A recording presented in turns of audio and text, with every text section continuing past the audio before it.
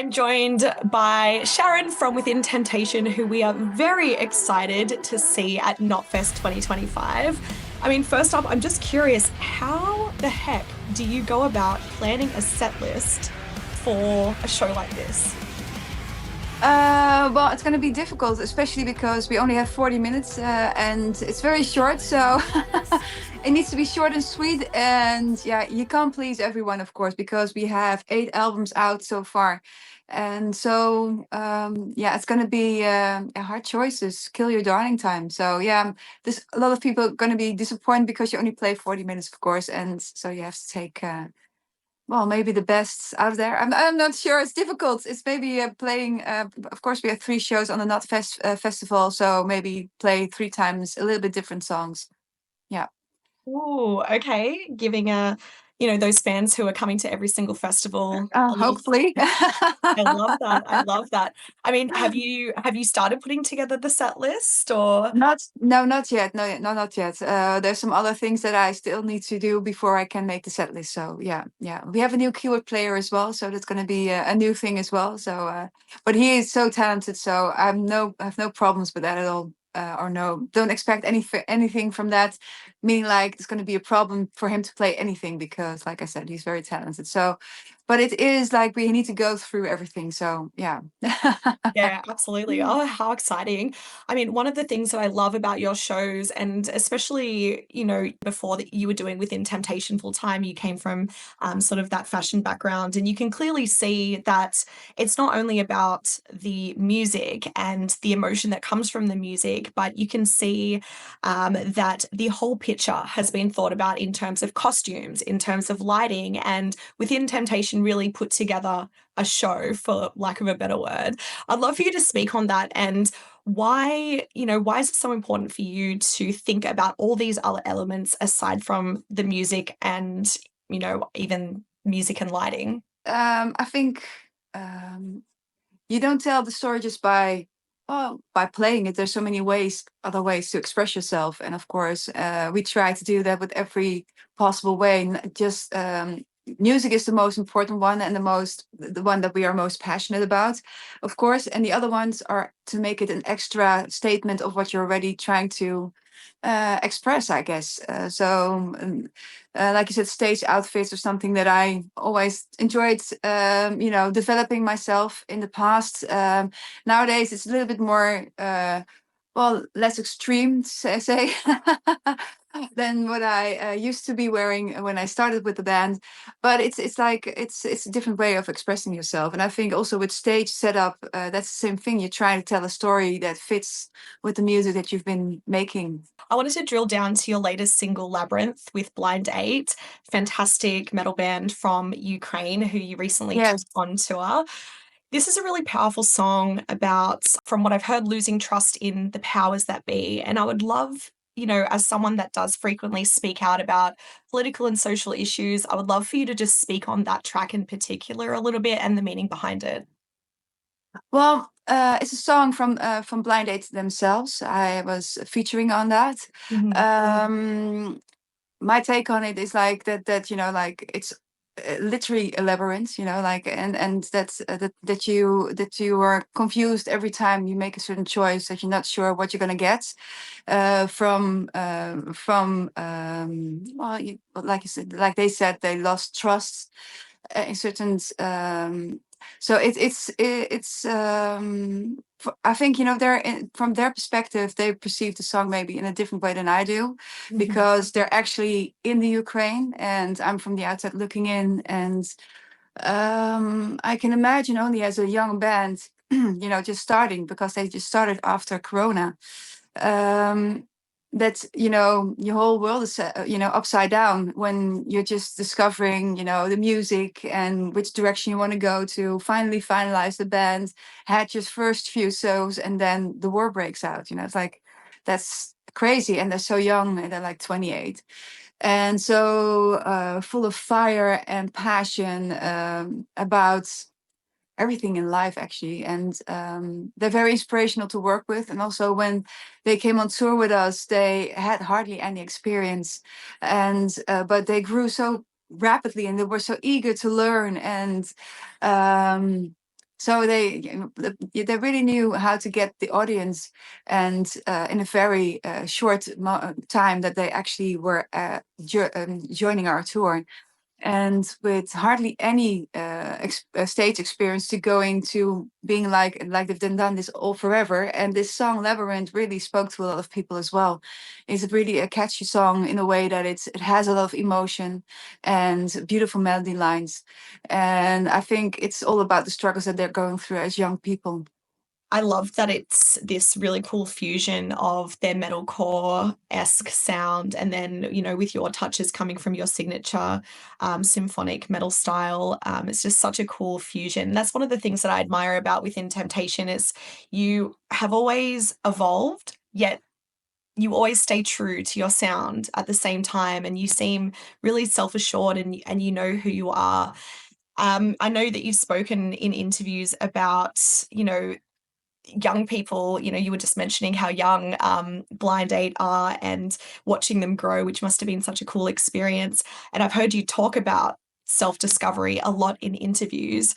And especially as a woman in this male-dominated industry, I can't help but ask you how you found that journey of self-discovery and what made you, I guess, push through any adversity that you may have faced along the way. Well, I was always in good company of the band, and of course, so I never felt like I had, as a band. Of course, you have people liking the music and not liking the music, not understanding what a woman was doing in metal sometimes, but a lot of them also embraced it a lot. So I felt like that you have a lot of hardships or difficulties in music in general. It's not just the metal music, I think, but metal is really metal is male dominated, of course, more than pop music or any genre, actually. But still, I felt like always at least in Europe, I think they were very open-minded to, when we just started, to let us in. But of course, there are some things that you had to go through, but I must say that for myself, it was not that much as you would expect, and what I hear from other colleagues, actually. Um, the thing is that I've always done what I liked, and I've never had anybody stop me from doing what I liked. There was no A&R person saying you have to wear this, or you have to do this, or you have to sing like this, because we were this crazy band that made it through all other bands, and people were like, they didn't understand the success that we had, actually. And they felt like, okay, just let them do whatever they do. And the audience actually loved that there was something different, a different color, a different sound at the time when we started, because there weren't many women on stage in metal. Like I said, you had, of course, in the pop music, you had Sheila E. behind the drums with Prince. You had Candy Dulfer playing the saxophone for him. You had many big examples in the pop music, but in metal, you had Joan Jett, which I think is still, and of course, Heart. Love Heart. Oh, yeah. So yeah, The Wilson they were. sisters. It's not metal, but it's still like they were kicking ass ladies, So there were some examples of ladies doing stuff that you were like, okay, there are no boundaries, not even for me. And I never really felt it. So, and even when they were there, I was really like thinking, yeah, I didn't understand it. It was like I really already thought like I didn't feel like my background, for instance. I've always been I grew up to believe that I could do anything, even as a woman. So I've never been held back or in any way. So I was always like, why are you being so difficult? Not seeing that it was maybe because I was a woman, or just more like in general kind of feeling that I had sometimes had. But yeah, to be honest, I didn't have that much difficulties getting where I needed to go, but also because I was in good company of 5 men that actually treated me as one of their own. What you're saying is just so important in, you know, seeing those examples of other women, and that's what kind Yeah. of leads you to think, oh, I can do that as well. Yeah, exactly. And I think, every time that you see a woman again, there will be somebody somewhere, a girl somewhere, thinking, "Oh my God, I can be maybe also an instrumentalist, or maybe singer." They see a lot nowadays, but instrumentalists, that's still something that we can gain a lot more from among the women. I mean, that we, yeah.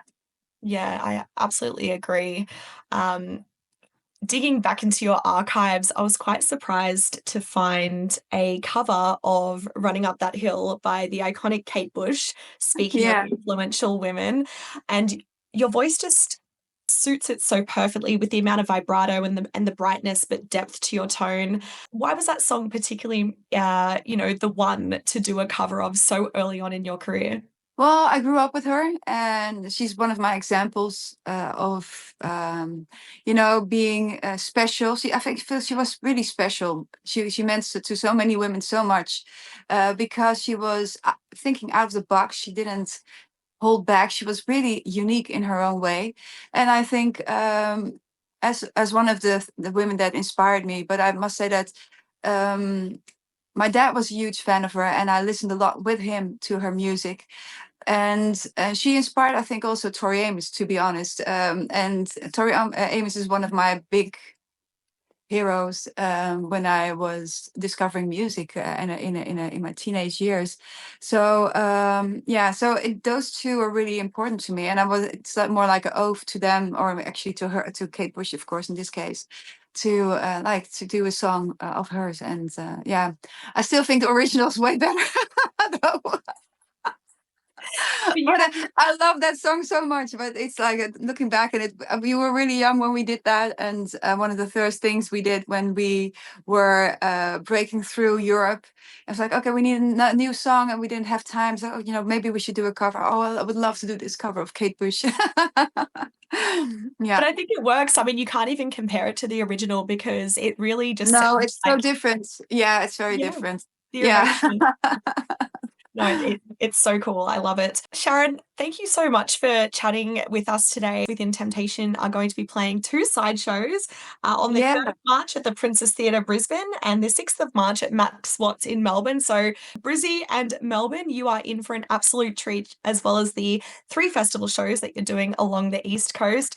Is there anything that you want to tell fans ahead of these sideshows and, of course, the festival shows? Well, I'm just really happy to go back to Australia. For the first time I went to Australia, I was really small. I was really a young child, because my parents were expats, and they were living in Indonesia Mm. for 5 years. And on our way back, immigrating back to the Netherlands, we went through Australia. We did a big tour with a minivan, and so that was like one of the most, well, it was very impressive as a child to go through Australia, because you had this, the koalas, and I saw it all. My parents took us everywhere. And I don't have much memories of it, but the memories I do have, I'm just really wondering what will come back when I come to Australia. And it's just not, I love to come and play, of course, but it's also the whole package, the whole beautiful country, meeting the Australians, and seeing your way of life over there. It's been a long time since I've been back in Australia, and can't see it.